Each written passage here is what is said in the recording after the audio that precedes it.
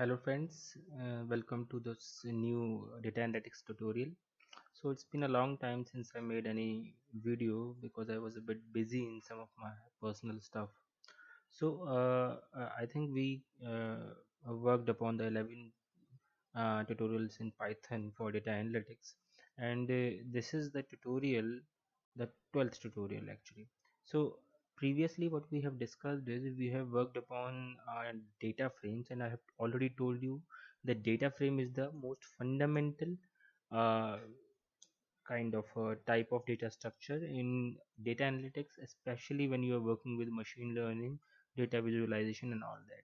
So all in all, data frame is a data structure which is a kind of a table representation of any data in the form of in the environment or in the world of Python.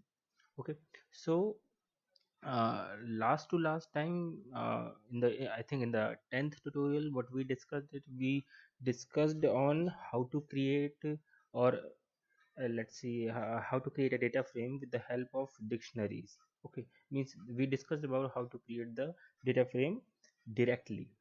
Okay, in the hardcore manner. On the next tutorial we discussed about how to create a data frame after reading the file. Means we could have different files within our laptop or within our local drive.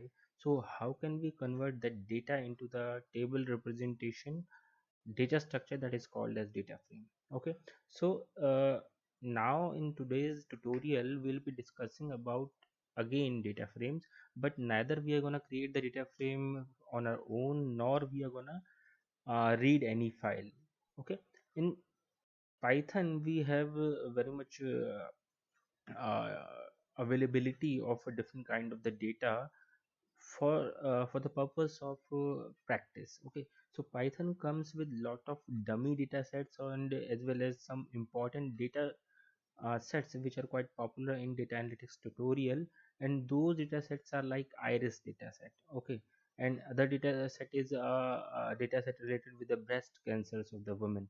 Another data set is the data set related to Boston data set. Boston data set is quite famous. It is a data set which have the different attributes regarding the uh, property, or I must say the area or the about the houses and its prices. So all these data sets are already available in your Python, and as well as the a module or a platform which you are going to use.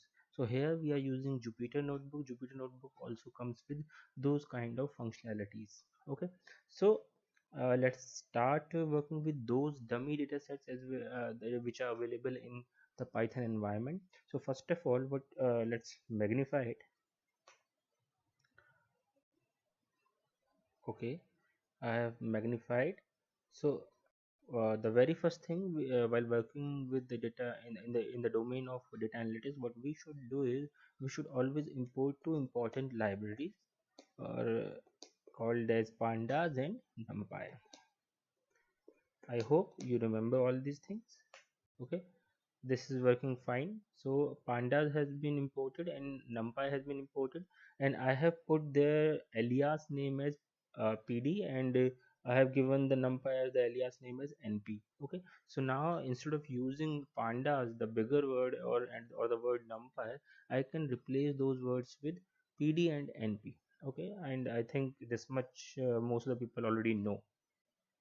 Fine. So in uh, machine learning as well as in data analytics, in Python there's a very important library called as sklearn. It's a short form of the s scikit learn. So this is a very popular library which is used in lot of machine learning in Python. So this library comes along with lot of dummy data sets. Okay, so we can import this library and then uh, access all the data sets, or what we can do is we can actually just import the specific part of the part of this library from which we can extract those data sets. Okay, so for doing that we can just explicitly fetch that particular module from this library, and that module is called as datasets. So how we are going to extract that? We'll be writing from sklearn, though the library name is scikit-learn, but its syntactical name is sklearn in Python. Okay, so we'll be doing like this: from sklearn import data sets. So data sets is a module which we have imported from our this sklearn library. Let me write it. Data set is a module from uh, which we have taken from sklearn library. So as soon as we'll run this datasets module is available within our Python environment. Okay, so I was talking about the data frames which we can find in this. So let's go around on internet and see what are the different data sets which are available in this. Yeah, so these are the different data sets which are available in this datasets module. The one is load Boston, load iris, load diabetes, load digits, load linear road, load wine, load breast cancer. So these are actually the functions which are available in that datasets module, and whenever you will be calling these functions with reference to the this datasets module, what it will do is that function will fetch the respective dataset from the library in front of us. So how we are gonna do this? So let's just write datasets. This is the module name, and whenever we want to call any function from that module, we have to put the dot. And what were the functions available in that library? That is load iris. So when we will be calling this load iris function of that particular module, then it will give us the iris dataset. So we'll be writing like this: load underscore iris.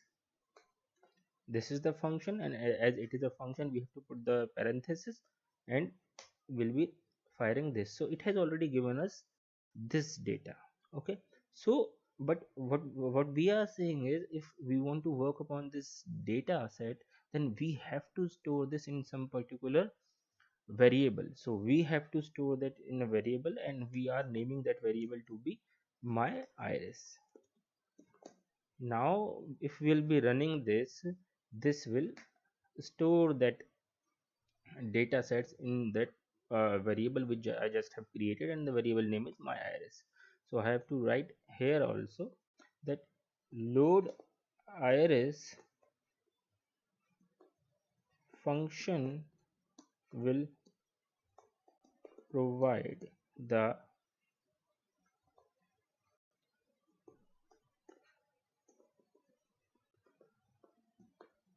iris data set from data sets module. Okay, fine.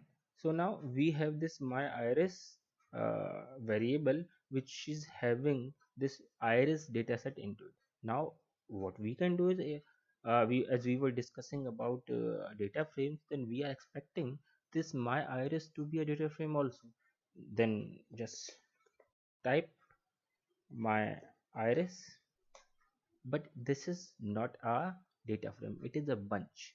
So bunch, you can say it's kind of a similar kind of a thing what we have as numpy array. So this is not a data frame. Okay, but we have different features along associated with this. Then we want to check what are the features in this data structure, that is bunch. Then we fire this. So these are the different features which we have in this my iris data structure associated with it. So we have the feature like a sepal length, we have a feature sepal width, we have a petal width feature, we have a petal length feature. Fine. So these are the features of this uh, my iris bunch. Fine. Now if we want to see the different things like uh, describe, let's describe this DESCR. This is a good information. So this DSCR function will provide us all the summary of this bunch, so you can understand what are the things associated with this bunch, from where it has been taken and for what purpose it has been used, and so on. So it is giving you quite a decent information, but again this is not a data frame, it's a bunch. Fine. So what we can do is we can convert this whole bunch into a data frame. Okay. So yeah, one more thing, in most of the bunch available in this sklearn library, you will be having few more things like my underscore iris dot data, that will give you the information about the data. But there is one more feature called as target, which will give you the information about the target.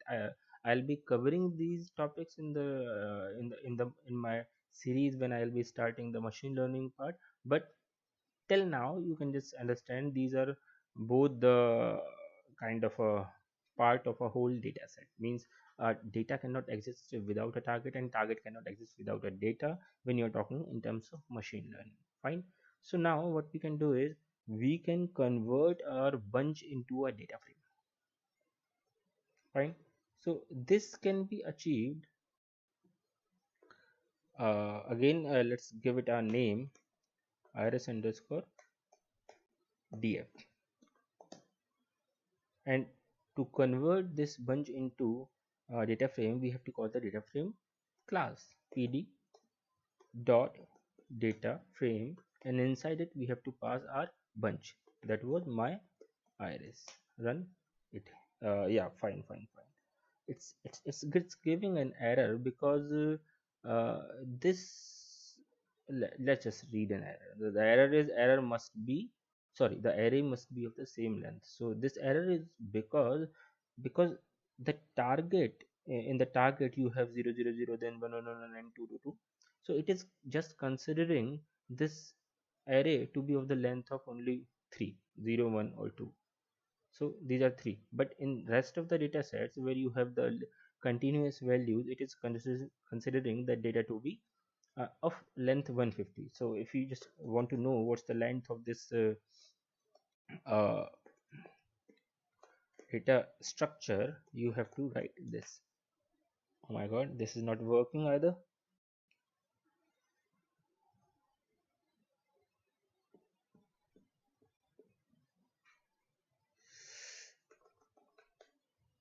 Data, yeah. So the length is 150 by 4. It means it has 150 rows and 4 columns.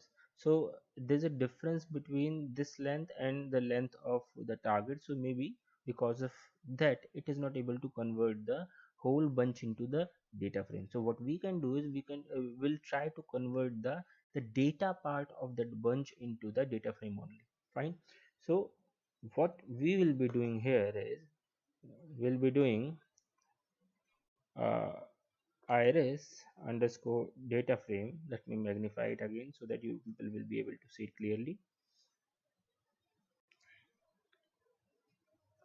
Now pd dot data frame, and inside it will be passing my underscore iris dot data.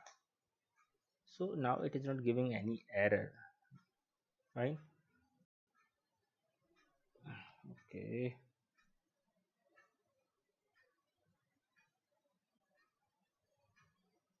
Okay. So let's find out the data type.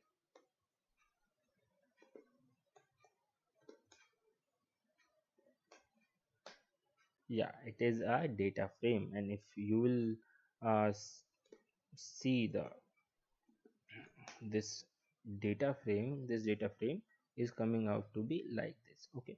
So this data frame is coming out to be like this, and it do not have any header. Means all the data uh, have the kind of you can say the default header, that is 0 1 2 and 3, and also the row indexes are in the format of 0 1 2 3 4. So because this data is available and this data is provided by the uh, datasets module, but if the same data would have been loaded with the help of a CSV file, then you may have the header also. Okay, so I think that's it for today, and you got the concept of data frame in the third manner also. The first one was creating the data frame by yourself. Second was loading the file. It could be any file, CSV file or text file or any file, using read underscore CSV function, or any other function which is provided in the pandas library. And the third method is to load the data sets which are available in the datasets module. Fine. So practice it and try to see the similarities in all three methods, and try to see the benefits and disadvantages of all three methods, and work around on it. Fine. So let's meet on the on some other day when we'll be coming up with some new topic, maybe related with data frame or maybe related with something else. Fine.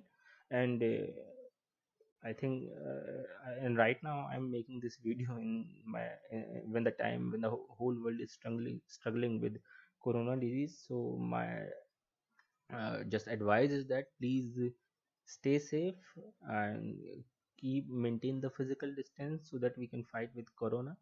And please do support the people who are not that fortunate enough to have the money or maybe have the resources, because whatever the resources we have, just consider that these resources or the money or whatever the facilities we have, access of those things, maybe those things were given to us by any force, just to help the people only. Fine. And apart from this, the other advice is that as most of the people are at their home, so please do not waste the time in other things like watching movies and playing games, though those are also very important part of the life, but try to maintain the balance. And please do utilize your time in improving your skills, in upskilling yourself. And the last uh, request from my side, it's not an advice, it's a request. Please uh, provide education to people as much as possible. If there is a needy person who want to learn and have the will and desire to learn, men, women, girls, boys, of any area, of any region, of anywhere, and if they want to learn, please teach it. Because according to me, education is that thing which is a fundamental right, not only in India, it's a fundamental right, and it should be and it must be fundamental right in the whole world. So please spread education, share knowledge, because ultimately sharing knowledge will always improve your knowledge as well as the other people knowledge, and this is the only way with which we as a humans can move in a better future. Okay, bye, let's meet some other day.